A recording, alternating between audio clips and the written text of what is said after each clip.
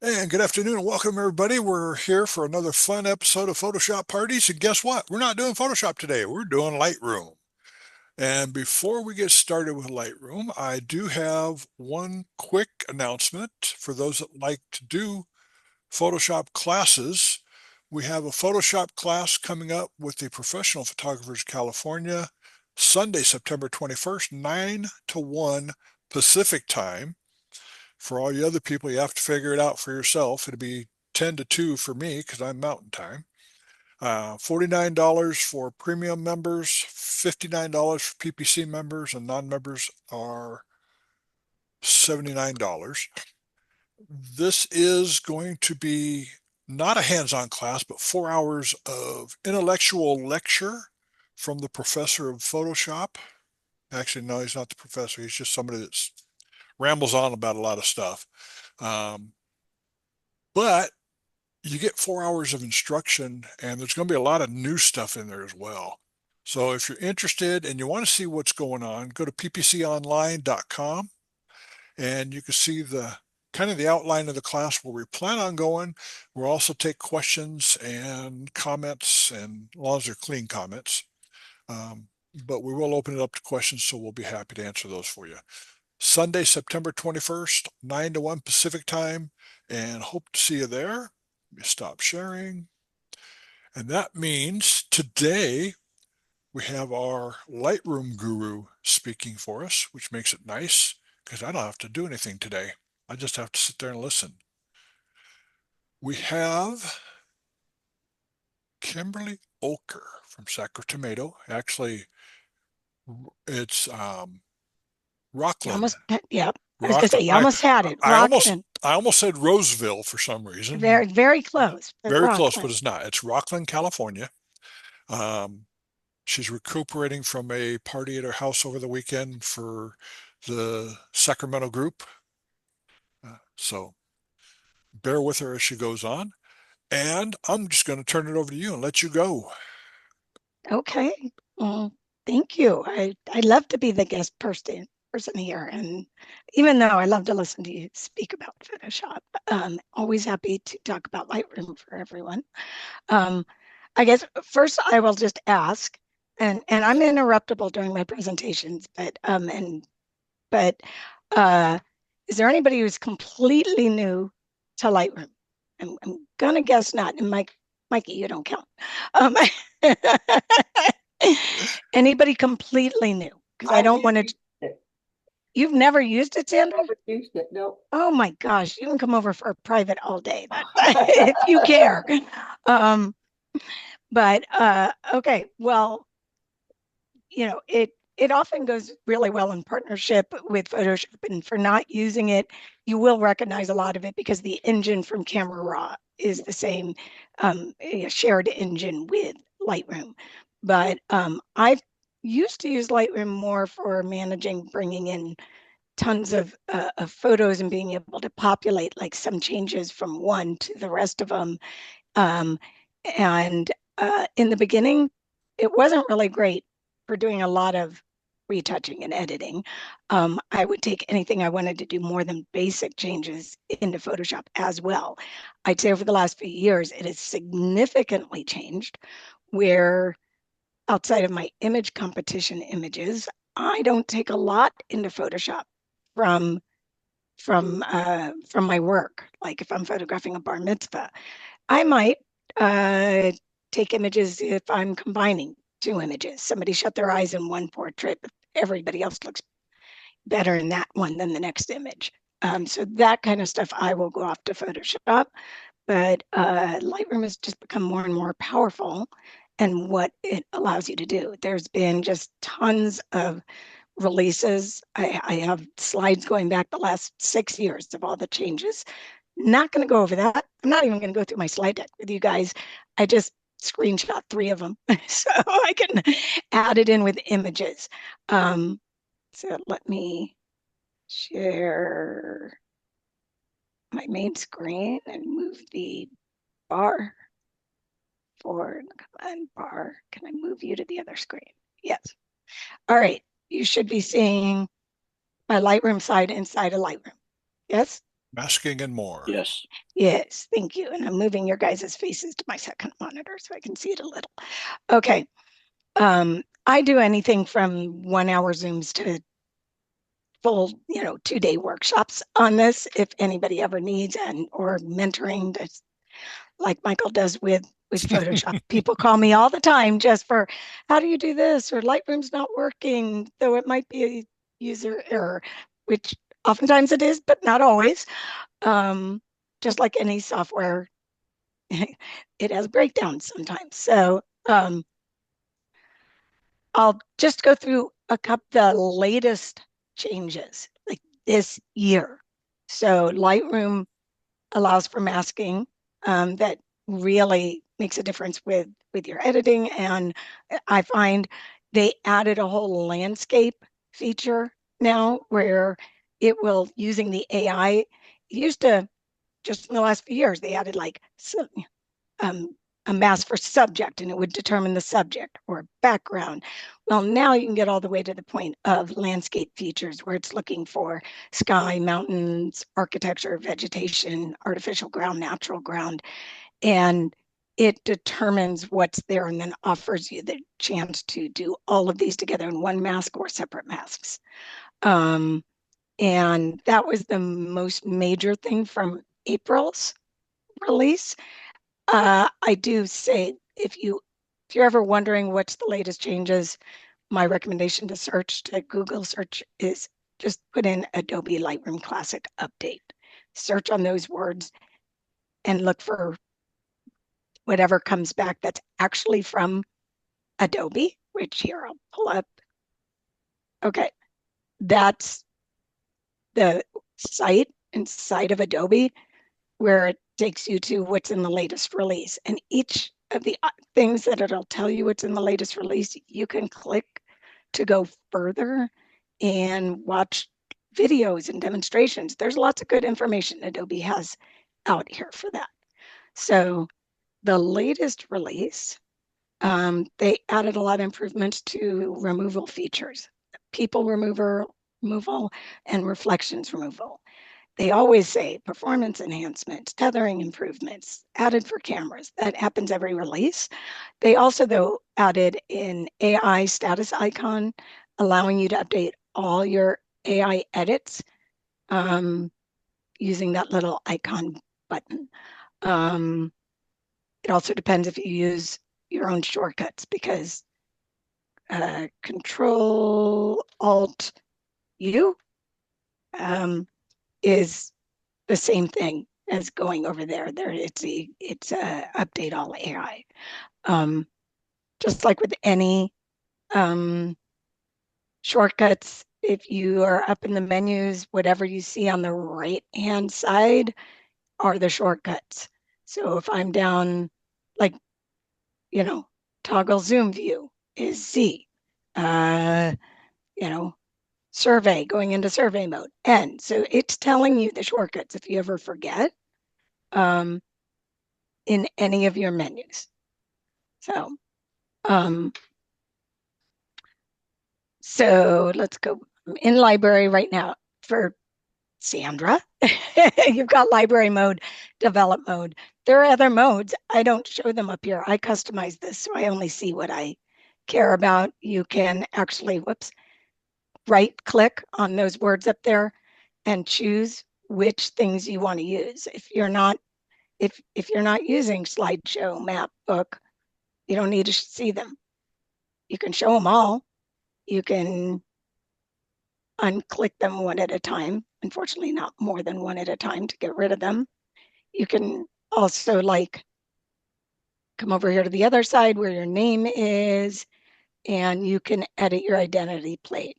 So instead of Kimberly Olker there, I can have the identity plate say Olker Photography and have a nice font and have a color. So you can customize your environment in many ways. You can get rid of the menus on the side. You've got little carrots on the side that make things come, triangles that make them come and go. You can also use shortcuts to do that. So in the library mode, you can see where your different images are on the left-hand side. I have this PPC Photoshop Party and different subfolders here of images, and um, I can have this where I can see everything in the subfolders or not. Right now, I don't have it showing everything. I only wanted to see the 8 images I have here so I could show the slides. Most of the time, I spend my time in the develop module. That's where you do more customized editing. Here, you can do some basic editing. I can bump up exposure, contrast, whatever. You want to have more abilities than just go up a third of a stop and down a third of a stop. You want to go into the develop mode. So in the develop mode, and we're still in the slide seeing this right here, but on the left-hand side, I have lots of presets. I have ones I've created. There's a bunch that Adobe created, and you can create your own. And you can buy ones from other people. I got Matt K's in here. And on the right, you're seeing where you do all your edits. So basic edits is this first little icon where my hand of the mouse is pointing. The next one is cropping. The next one is removal, red eye, and then masking. This last one that was added is the AI edits. You're not seeing it because there's no AI edits yet. One nice thing is once you've done adjustments in these, they show a representation so you know what you've done. This is the recommended order to do your edits in. You don't have to, but sometimes you'll have to make it update if you've done it out of order. If I create a mask first and then I go back and do a removal, it needs to update my mask based on the removal. So things will like highlight to tell me to do that. Um, so I'm going to go right into showing things because that's how I work. Oh, well, first, since we're going to go into masking, I'm going to explain for those who might not know. You got original mask. You can just create a mask. You can create it based on a subject, based on an object, based on lots of things. Now, uh, later landscape features and things. You can subtract from a mask. So this has a rectangular mask and I subtracted out a circle on the side and it took away a corner. You can add to the mask. You can see now over here, we could even zoom in. There we go. Well, no, I didn't mean to do that. There we go.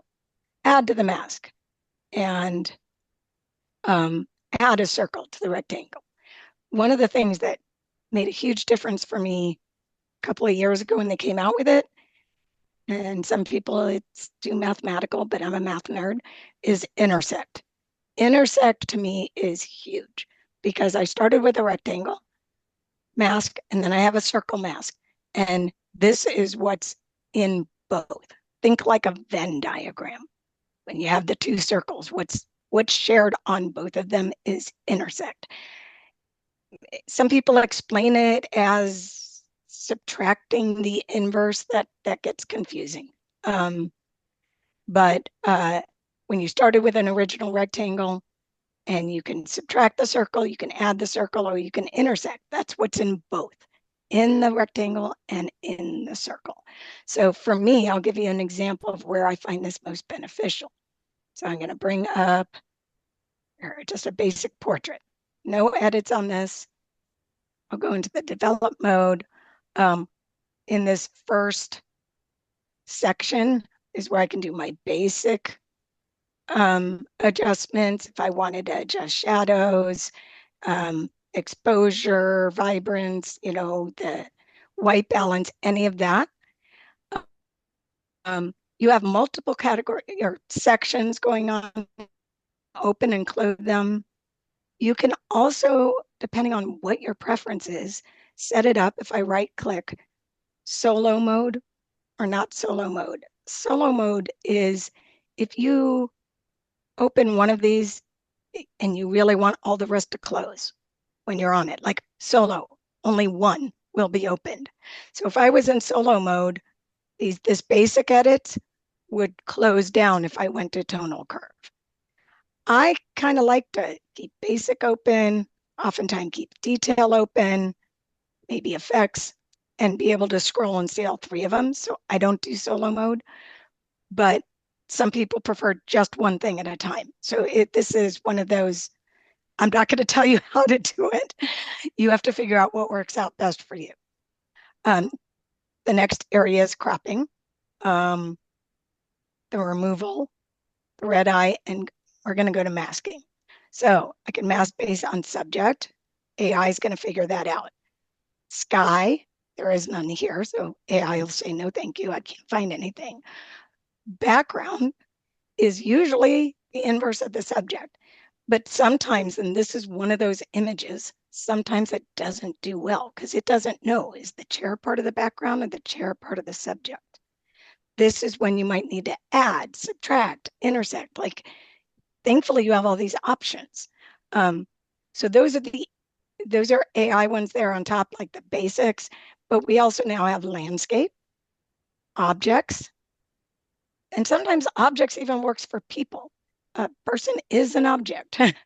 um, Brush, where you can brush things on and off, and you can brush two different brushes. You can keep one at full flow and one at like half flow if you want, and saves it that way. Linear gradient, radial gradient. We've got ranges, color ranges and luminance ranges, which can be amazing to work with. And then it is recognizing there's a person here. So the nice thing is with that AI, and this just got added in the last few years, if I go to the person, I get other options: facial skin, body skin, eyebrows, eye sclera, iris and pupil, lips. So you can change somebody's lipstick color, teeth, hair. This is doing pretty well here with what it's finding, and clothes. Yes? Oh, yeah, I did. I did. Oh, Okay. okay. They're going on, right? Yeah. So if I want to do the entire person, I can just say create mask. Let's say I wanted facial skin and body skin. I wanted two things. The nice thing, it also gives you an option at the bottom. Do you want these to be two separate masks or one mask? If I really wanted to brighten the face to a different level than the rest of the skin, um, I might want two separate masks. So I'm going to cancel this right now though, because I'm going to show you. Let's see what subject does. Okay, it also did the person. Sometimes on this exact same image, it gets the chair also. It's actually doing better after this latest release. Um, but if I wanted to add the chair, I could add and add. I could do it in multiple ways. Add as an object, add with a brush. So this is, again, just like in Photoshop, there's maybe 10 ways to do something, and you pick what's your favorite or what works the best, and then you might have an alternate way to do it. Same thing here. So let's try object. And whoops, so I always hate that. I tried to increase the sign with the bracket, but when you do it inside the masking, it doesn't work. It takes you to increasing and decreasing your rating. So I am saying, okay, let's pick the chair. See if it does it. Might or might not. Thinking, thinking. No, failure. Did not work. So I'm going to delete that object. Oh, before I move on, I want to, once again, another option. I like having my masks pop out here, separate from the rest of the menus on the right.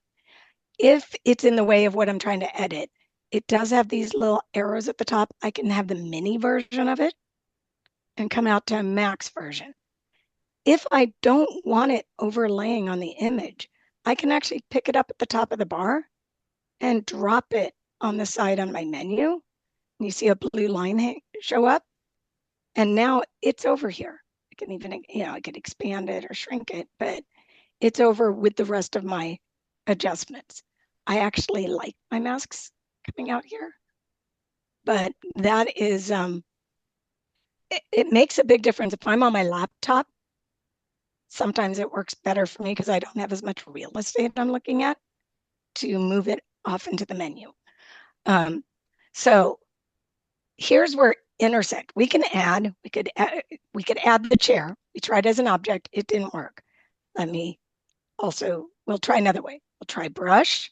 My brush A has full flow. Right now it's got a bit of a feathering. Make it a little larger. And I've got auto mask on. Auto mask sometimes works great, sometimes doesn't, once again, but it's looking at what you're painting over and the edge, and it's trying to help you find the edge. So if I'm auto masking, it's actually doing a pretty good job right now. Not perfect with getting the edge of that chair. But what I'm finding, it's not getting everything inside the chair. It's looking at the texture of the materials and it thinks that's a delineation line. So sometimes I have to try and do it like this and then turn it off and continue to fill in. Of course, if I go over the edge, there you go. That's the difference like auto mask made. I can erase with my auto mask on. And I actually find auto mask does better in erase than it does in applying. So for me, it's a little bit better in the cleanup version.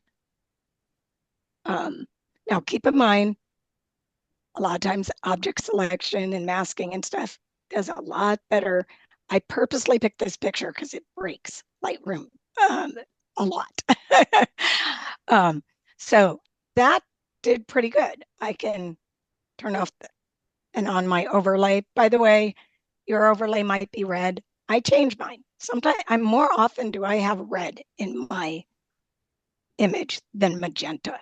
So I click on this little box here and I pick magenta. And I tend to have my opacity so it's stronger too, but you can pick any color. You want it to be green, lime green, there it is. You want it to be magenta, you can do that. So lots of options.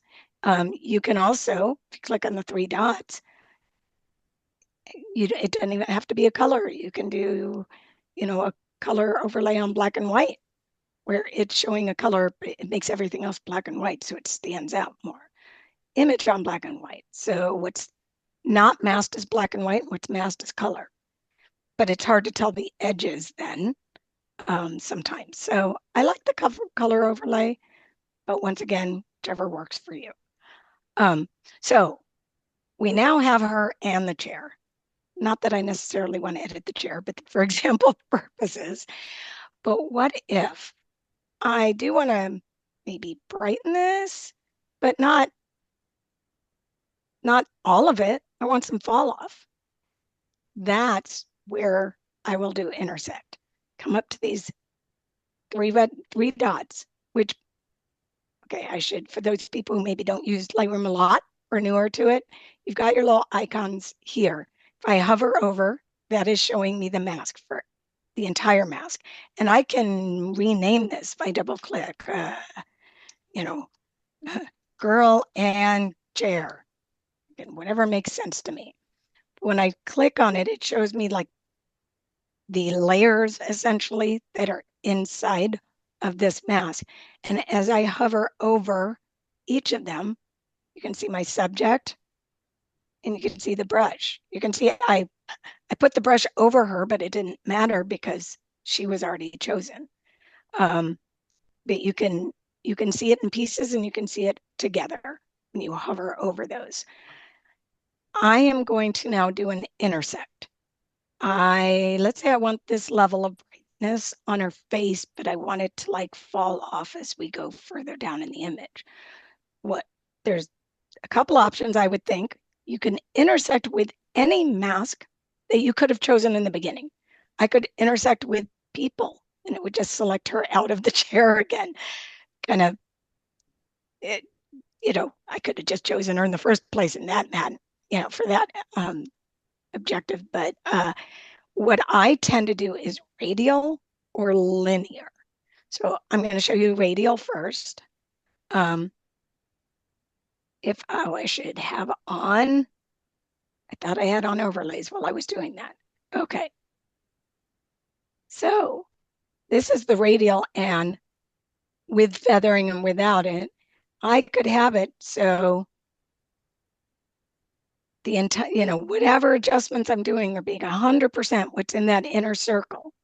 And then they are fading as they get to the outer circle, and it will look more like a natural fall off.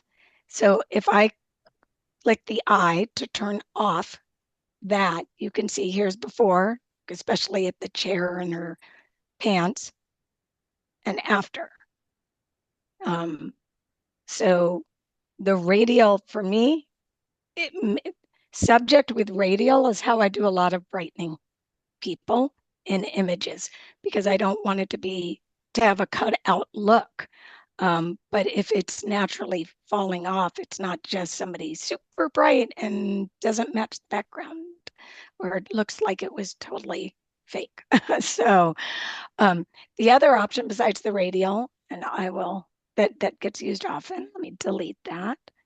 And I'm going to turn on overlay so you can see it while I'm doing it. Intersect with linear. So, and you can see it as I'm drawing it. So here would be a linear gradient put intersecting with what already existed in this mask. I can, just like working with other masks that you'd be used to in Photoshop, I can rotate it, I can adjust the transition from 100% to 0 by moving different pieces. But something like this, especially if I'm at an event and there's a light off on the side, I really like the portrait I got of somebody, but the edge light on one side of them is just way too much. I might pick the subject and then do this linear on the side and just tone down the brightness on that side, and essentially fix the lighting issue that I had. So I can do the eyeball without the mask at all. Not that this needed to be brightened. I'm just trying to give you options, but with and without. So that's showing intersect, add, subtract, intersect. So that's some basic masking. That stuff's been there for a couple of releases. I think, unless somebody has a question on this, I will switch into another image so I can show the landscape So more. just to be clear, Kimberly, because intersect has been driving me absolutely out of my mind, but I think you just made it clear to me that by using intersect, you're only affecting with that linear gradient the mask below and not the entire image. Is that Yeah, it's like, okay, here's the subject. right? Then the brush was added, right? Yep. So subject plus brush. And then on top of that, this is my gradient, which you can see goes across the background. But now I say intersect, and you can see the little icon next to it. Looks like a rectangle and a circle intersected with a solid in the middle of it. That has you realize that that's an intersect mode. And it's this intersecting with everything below it. Thank you so much. That finally, To me, that when the intersect showed up, it was such an aha for me. So I will these are like headshots from a theater in the backstage at a high school, straight out of camera here. And when I bring this in, so I create my own presets. You can use the ones Adobe gives you with and without AI, or use others. You can actually use others and then adjust them to something you really like. Like that was a starting point, almost like putting your camera in automatic and then making adjustments from there. So underneath here on the left, like all these adaptive portraits, adaptive subject, if you hover over it, here's pop, here's warm pop. If you click on it, you'll see, it'll create the mask, and you'll see what Adobe was giving you for portrait, enhanced portrait. I'll click on it so you can see, oh, enhance portrait, did something to the face. I click on it, what did it do? It probably, yeah, it reduced texture and clarity. So it's softening the skin. Didn't do anything else to it. Eye sclera, reduce saturation and brighten the exposure. Iris pupil, so you can find out what it did to everything. And then you could choose, oh, well, I kind of like this, but I'm going to make it, I don't like how they did it. I'm going to make adjustments and then save it as my own preset. And I'm going to delete all masks. So that's some of, I actually did that with Matt K's. Some of his ones, I wanted to purchase them from him because he does so much education for free and I wanted to support him. I didn't love them straight out of package, the masks, but like his sky ones, but I would click on one of them, adjust it to what I liked, and then save it as my own sky preset. Um, you know, it could be Kimberly's version of Matt K's Blue Hour or whatever it is. So one of my ones I like the most, I do this brighten subject people plus center radial. So I clicked on it. What does it do? It picks the subject. It also adds people just in case.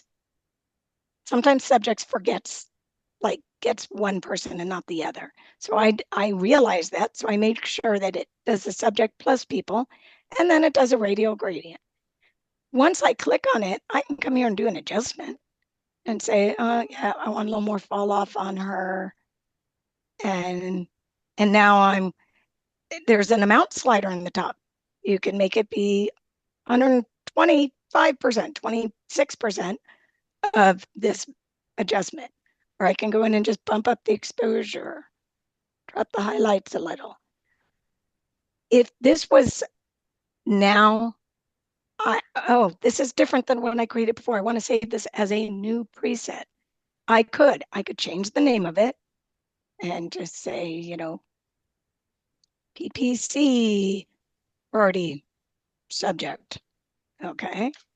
And I do that. I would come over here to presets and say create preset and call it PPC Party Brighten subject. This is what it's going to be called on the left-hand menu. What I named it first is what it's going to show up in my masks. And I want to add it to my group of KO presets. And I don't want all these adjustments that I've done on this image. I just want the masking. And I want to make sure the amount slider is on. That allows me to do that 50% of this, 100% of this. Create. So that just showed up on the left-hand side now, PPC Party Brighten subject. So if I come to the right, I delete all my masks and I click on PPC Brighten subject, boom, there it is. And on the left-hand side, I can go up to 100 and something percent or 50% or I could do it inside the mask on the right-hand side, either place. Oh, little trick I just did, if you don't know about it, if you double click on something, so if I bring the exposure all the way up to disgusting, and I double click on the little carrot, the little ball in the middle that moves it, the adjuster, Slider. A slider, thank you, could not pull that word. If I double click on the slider, it goes back to 0. So, and if I double click on the word tone for the whole section, they'll all go to 0 in that section. So that's one of those little aha things. If you didn't know about it, makes a big difference. So something like this, subject with a radial intersect, I will do this and I will do it to all the headshots in this photo shoot. I could even do it on import. I bring them all in and I can have a headshot preset that does every change I like to do on headshots shot in this location with these settings, import it with that, and they'll all be done as soon as they come in. I just have to double check them.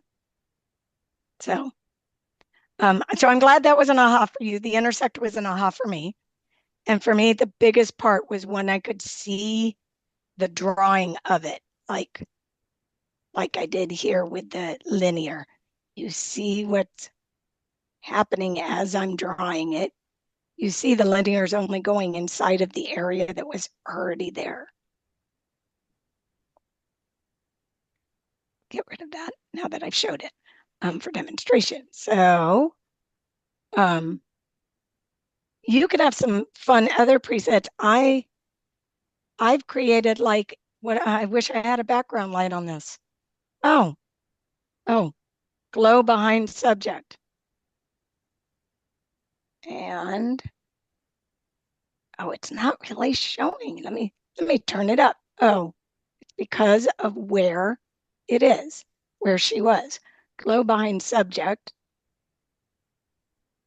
has the inverse of the subject, and then I do a radial. And here, I'll make it obvious so you can see it. That's essentially glow behind subject. Just with the black, it wasn't so obvious. So if I did not have a background light, and I wish I had, I created that preset. It works better on this guy or this gal. Wow, she is just way too bright for demonstration purposes, but glow behind subject. There, you can see it just popped up behind her as I hovered. Background light, there's none. There's one. What if I wish that was a color? Oh, well, I could make my own glow behind subject like blue, but there you go. Now it's blue. So it's pretty powerful. Like I said, I used to go to Photoshop all the time. Don't really have to as often because of how much they have here. Before they even added the blur and bokeh section that's way down here, lens blur, I had created my own bokeh behind subject with options in the mask where I could turn bottom, upper right, left, right. What if I don't want it on the bottom? I could just turn that off and reduce the slider. There. She's got fun lights behind her and blue. So, and all that was, I used a brush in different sizes in a mask and brightened it. So there's this, when you buy somebody else's presets, they went through the fun of creating it, but you can create your own from scratch or by taking somebody else's, making an adjustment, and then just saving it as a new preset. You could take, Matt Kay first did this with, this is before landscape stuff even existed.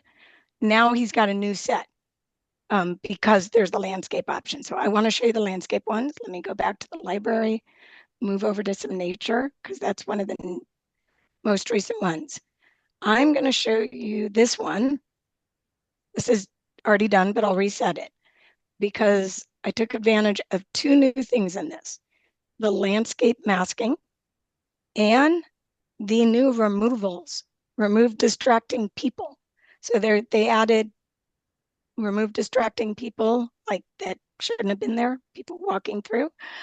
They also added like a remove reflections that might have been in glasses or a piece, window or something like that. So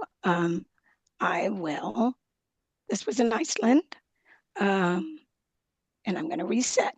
Okay, there's the original picture. I'm going to recreate what I had just done. I could have actually, you know what? I'm going to go back and I'm going to do a copy, create virtual copy. That way I can go back and forth if I needed for you. So on the virtual copy, I'm going to reset. So if you don't use Lightroom a lot, you can, just so you understand, this is not affecting my original raw image. All the adjustments being done on the right-hand side are being saved in a little file that pretty much is saying exposure up this amount, contrast up this amount, down this amount, highlights, all these adjustments you do are just being saved in a little like text file that gets associated with your original raw file. And Lightroom looks at them both together. So you're not damaging the original image. It's not destructive. You can have multiple copies which have different adjustment files associated with it. But this is why some people get frustrated. They'll say, well, I moved the photo and now I lost all my adjustments. Well, because you moved the photo, but you didn't move the adjustment file that goes with it. So if you do it outside of Lightroom, it's not going to move those together. When I move things, I often do it in the library section here. If I made a subset under nature, create a folder inside of nature, and I'm going to call this Iceland. So if I wanted to move any Iceland pictures, here, oh, maybe all these, I should go into the multi-view here. I can, whoops, see my subfolder. I can grab them and drop them into Iceland. They just moved, but they moved with their associated file. So I will do the move inside of here. So things move together. Otherwise, you could have the frustration that other people have, where they're like, where'd it go? Where'd my adjustments go? So if you only move part of something, can't expect it to all be there. So now I'm going to go back and develop module and go to this original image. So can do some adjustments on its own, but let's say I don't want to adjust just brightness overall, whites overall. First of all, I'm going to go in order, but I have to. Actually, I'm not going to go in order. I'm going to show you why afterwards. Landscape. I'm going to click landscape. And when I do, it's saying, which do you want? And if I hover, do you want sky? Do you want mountains? Do you want vegetation? Do you want water? Do you want natural ground? Well, natural ground looks like it's the front ground, but also included all the mountains and vegetation.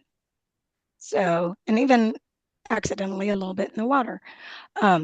So let's say I'm going to do the first four and make them separate masks. Create. There, 4 masks showed up. No adjustments, because I didn't use a preset. I just said, Lightroom, use AI to figure out these pieces of my image. I'll figure out the adjustments. So I can come here to sky and say, and yes, it's showing my overlay, but as soon as I start making an adjustment, the overlay goes away. So I can actually see what it's doing. So let's say I wanted to brighten that and maybe dehaze it a little. Maybe I want a vibrance a little bluer, or add some white so you can see a little bit more of the steam coming from, or the mist coming at the top. Mountains. Let's see, I want to increase the shadows a little. So whatever you want to do here is up to you, but you've got it all separated out, which is nice. I mean, maybe the vegetation, I want to bump up the saturation, make it look a little like a little bit more saturated of just not the whole mountains, but just the vegetation out there. And then water. Is it, I want to brighten it up a little bit. Oh, it looks a little yellow. Maybe I want to drop down the color on that a little. So if I want to shut off all masks to see what it looked like before, there's a eyeball at the top. So here's none of them. There's all of them as I did. So I would obviously play with this a little bit more in each mask as I'm doing it. But now, what are all those people doing there? I really wish they weren't there. There were too many tourists. So I can go here to the removal, and it was the last thing I did. That's why it's open. But there's, when you first come in, you'll have remove. This is where you can remove using generative AI or not, detecting objects or not, and you can paint with a brush for your removal. Then they added this reflections and people. So I'm going to go down to people, and it highlights everybody it thinks shouldn't be there. Now, At this point, I can click on them. If I say, no, I actually wanted this person in the back. If I want that person to stay, I can click on it and say delete. And it deleted that little icon that was on it. And so if I click remove, it's going to remove everybody else, but not them. You know, maybe that's the person I was trying to photograph like they were there alone with their tripod. So it's thinking. I do appreciate that it tells us how much time. And there, got rid of everybody except them. It looks like it lost a person over here too. Now, I could reset this, do it again to get rid of them, but maybe that's who I wanted, but I don't want this guy in the back. Then I can go up here to the upper one and just do a quick little spot removal. You can add and subtract from that before you say remove. And then just like at the bottom with the people, if I didn't like the removal, I get variations. I get 3 options. I can, right now I'm looking at 1 of 3. I could look at 2 and 3, 3 of 3. I could regenerate for another group of 3. And if I forget where it is, you know, I have mine set that when I hover, it shows up. That's where the adjustment was. So here's what I wanted to tell you that, show you that from before. I go back up to this subsection. You see there's a dot under basic edits. There's a dot under removal. There's a dot under masking. That means those 3 sections have been used. I didn't do anything with cropping, so it doesn't have a dot under it. I didn't do red eye. It doesn't have a dot. But now the AI edit status turned orange. That's because it wants to update. Because I masked and then I removed things that were inside of those masks. It wants to double check that its selection was still good. So if I click on that icon, it's like, okay, here's the things you did. We think you need to update masking. So I can either click on those little arrows that go in a circle or the word update. And it just double checked its AI selections and made sure it still worked now that you did the removal. We didn't really see a change here. I have another image where you could really see that change, but we might not have time because it's already, we're 51 minutes in. But you can totally see here that, you know, everybody else, it was a pretty simple remove. A year ago, to remove those people, I would have gone into Photoshop. I would have tried the generative AI, but it wasn't always doing as good. And this new people stuff is pretty good. I believe I can even come back here. Can I just say do it again? Nope. It does show me where I've removed people, and each one of those I can say, oh, that one doesn't look realistic. And there are variations on them too, each one individually. Even though it removed them all at the same time, I can go back and do variations. So, any questions on all this? I know I just dumped a whole lot of stuff in 50 minutes on you guys. Any questions in the chat, Mikey, or no? Nope. Okay. So the first thing you did, going back to the beginning, just kidding. Never mind. So Kimberly, when you besides hitting that removal on a lot of these things that you do you also have to hit return for it to hold or not? I don't think I did. I think I did. Okay, here, let's go to this one. And Iceland and go down here to people. Oh, it's only seeing one person. It's not seeing the person in blue in the back. I'm just hovering right now over the people section, and that person just lit up in red. So if I click remove, then it figures out getting rid of them. There's no return I'm doing. If But Yeah, my question is really more when you do other things, like you do other adjustments, Oh, not no, not on it's this distraction removal one, but no, in it's general. live. So if I'm back here in basic edits, Yeah, the or basic edits is fine. Yeah. okay, I'm moving this with my mouse Mhm. and I just let go. There's no return. Um, dropping highlights, maybe I'm adding vibrance, whatever. Um, the shadows. So all of these, all I did was move the slider on the right and then Yeah, let go and it when I stays. got it where I liked. You can Okay. also, like if I come over here to exposure and I go to the number, I could type in a number. I can also use the up and down arrow and it'll go at a 10th. So there are different ways to do it. Um, and just even like you have auto on your camera, you have an auto here. When I do auto, it's often too bright and it always bumps up the vibrance a little more than I would have. But you can start with auto and adjust from there if you wanted. Mm. Up up at The, the the, up at the Oh, top, you have profile and it says Adobe Color. mhm. If you click on that, does it bring up adaptive color in develop module? Okay, the very first one. Yeah, So it there's automatically, adaptive color. yeah, automatically adjusts for you using AI. Yeah. There's also, and what I use all the time too, another section I often keep open is this lens corrections. It knows what camera Yep. and lens, and you can enable the profile correction. I mean, a lot of this I know camera raw. It's in there. Yeah. Sometimes in Photoshop, if I don't remember how to do something, I open up Adobe Camera Raw as a layer just because I'm more comfortable in Lightroom. So Hey, Kimberly, this is John. A follow-up to what Cindy's asking. You've made all these adjustments here. Okay, you're all done.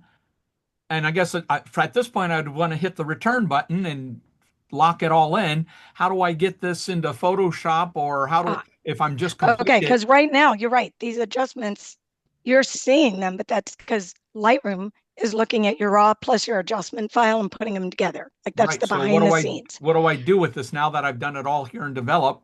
Okay. So what you do here now, outside of the develop module, when you're back to the library module, and you can be viewing this like in a grid like this or individuals, it doesn't matter. But if I have this image here, I would export. And like if I'm going to do it for a client, you can choose your folder that goes to the same folder it was in. It could go to your desktop. I usually do like same folder it was in with a subfolder, like edited or delivered or something like that. You can rename it or not on export. Just remember, if you rename it on export, I used to rename like bar mitzvahs and stuff on export. Then people are like, oh, that one was my favorite. And I'm like, shoot, what was that originally named? So I tend to do all my edits, figure out which ones I want. I've gotten rid of the ones I don't want, or at least not chosen them. I've hidden them in here. And then I rename the images before the export. I rename the file. So I make it easy. I don't want to have a different name to have to find. You can in the export say like, do I want how many megapixels? Do I want to enlarge it? Do I want it to be, longest side is 4,000 pixels, any of that. But you just do an export and you can see up in the left-hand corner, it says exporting one file and then there, okay, it's done. Okay, So now that's a JPEG. okay, so that's instead of in Photoshop where you would hit the return, this is what you do. You hit the export, and It, that locks in all the well, adjustments. it is saved here. Your adjustments are saved associated with your raw file. You leave Lightroom, you come back in, it's still here. It is saved that you have it this way, but it's not viewable to um, you know, as its own individual file. Now, you can right click on the image and say edit in Adobe Photoshop. There you go. and I have topaz, and I have a lot of other things in here. You can even, let me go to portraits. Let's say for some reason I want, usually I'd use this if I was trying to like remove a picture, somebody has their eyes closed, but I can pick two images, right click and say edit in, and at the bottom, edit as layers in Photoshop. That's what I'd use if I have a family portrait and one person closed their eyes in one image and somebody else in the other image, and I'm going to Frankenstein them together. Mm-hmm. Because then it's going to bring it in however I've defined in my settings as a TIFF, as a PSD. It's going to bring it into Photoshop with those two layers together, and can even open as a smart object in Photoshop. So it does go back and forth really nicely, I find. I will do that like, well, I was going to show you, here's like an option for a pano, but we don't really have time. But you can easily take images, four images like this, right click, photo merge into a pano, and it will merge the images, and it will actually bring it as a separate file here when you're doing a merge or a denoise in here. The only other thing, besides answering a question, that I wanted to show you guys, because this is one of my aha things. Somebody had an aha earlier in the intersect. If you photograph multiple cameras with multiple photographers at an event, yes, your camera should be able to like update its time and sync. But like my Canon doesn't sync unless I open up the app on my phone to tell it to sync. So let me turn on my viewing here. View option. Oh, yes, turn on the viewing. There's a shortcut for that. I forgot it. So my raw file says it's 852.52, but I took a picture of my phone app. It says it's really 851.44. There is an easy way to update all 1,000 images I took at that bar mitzvah on this camera only. And then go to my next photographer who did this one, and the next photographer did this one. So I'm going to show it to you real quick. I'm going to come in here to the multi-view, come into metadata, and I'm going to say, show me the R5. Oh, there were two R5s. So I'm going to, I don't care about date. I care about camera serial number. Okay. So all the ones done on this serial number camera, these four images were done on this camera. And if I look at that first photo, 8:50:49 is the true time, 8:50:30. It's 19 seconds off. You'd think it wouldn't matter, but it sure will. If it was a wedding when the kiss is, if I'm going to put all the images from multiple photographers, multiple cameras in capture order, I don't want the kiss, 19 seconds away from one camera. So 8:50:49 is the true time. I'm doing a Control A, so I got all four of these images. I'm going to come up here to the top, metadata, edit capture data. And the true time was 8:50:49. I'm going to put that in the adjustment corrected time. It says this operation cannot be undone. Well, you can't Control Z, but you can go back and reset the time in the images. So you don't have to get too freaked out about that. If I say change all, it just did it. I'm going to go back to the single image, 8:50:49, 8:50:49. They match. And when I have to do that on 1,000 pictures and then another 1,000, I just did a event this weekend. We had 4 photographers. We had 7 cameras. For me to take 5 minutes when I offload them all and do that, and I know we're all at the exact same second. This is one of my things I have my second photographers do, is the first thing they have to do is take a photograph of the phone app that shows a second hand. That's the important part. It's this part right here that I care about. So there we go. Anything, right. anything else? Turn off recording and people ask questions, right? They always do. So I have one question. You don't have to turn it off if you don't want, but in masking, if you Mhm. have multiple people, I saw that you did something where it says add a whole bunch of masks at one time. Yes. I'm updated, but I don't see that where if I hit the mask and I go to people, how do I get all of those people into a mask, or do I have to go in and out picking each person? Okay, so I just went into masking and it paused for a second, and then person one and person two just popped up at the bottom here, Uh-huh, and it already found them. right. Now, if I want them both, I could click all people. But what's funny is it's picking the dog now too, where it didn't originally, which is hysterical. Um, but I can do all people. But let's say there were 5 of them and I only wanted 2 because 2 of them didn't get the as bright with my lighting. I can pick person 1. I have all these options underneath here for the pieces of person Right. 1, but there is an add people to the right. And in add people, it just lists all the people it knows of and lets me do a check box as well. So are you not seeing these add people No, I at can all? see the add people, but how does it add a mask, a separate mask for each person? So if I do this and I'm saying 2 people Uh-huh. at the bottom, Oh, yeah, mine so doesn't have there's that at the entire bottom. person and there's pieces, but at the bottom, if you've clicked either more than one person or you've picked more than one area, it offers, like right now, it's offering 4 separate masks because there's 2 people and 2 different body parts. So I'd have to click that to be separate masks. Otherwise, it's going to create one mask and with 4 submasks. Person 1 facial skin, person 2 facial skin, person 1 body skin, person 2 body skin.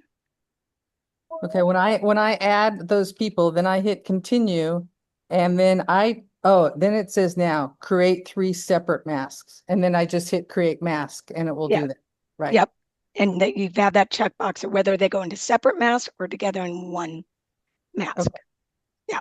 Fabulous. Thank you. You're welcome. It was great. Sometimes Kimberly, thank you for doing this. You're welcome. Sometimes the dumbest little aha moments. That masking panel's been driving me out of my mind, and I looked it up, and it says, "Well, you just grab it and move it." Well, I kept grabbing it, and I couldn't move it. Oh yeah, you got to be that So you bar at the grab little top. bar, yeah. Yeah. I've been When going, that was an aha for me about a year and a half ago. But once I'm like, when I'm on my laptop, that's huge. You can even have it float. yeah, Okay. But if it see the blue outline that's around, that means it's gonna attach to the side. If I could have it float, I could be over here. that has been driving me absolutely crazy. Oh well, yay! I got a couple of aha moments for people. Between That makes me happy. intersect and move the panel are the big 2 of the day. I can't believe it. And usually when I teach longer classes, I'm all about like creating a preset. And I know I brushed through that really quickly. If anybody ever needs help with that, making your own presets is not that hard. And you can always start from somebody else's and then make it something you like. If you didn't like what they had originally, or you don't like what Adobe provides, make your own version of what Adobe provides. Way Good. cool. Thank you, Kimberly. You done good. I'm going to turn Thank off the you. recording now. Yeah.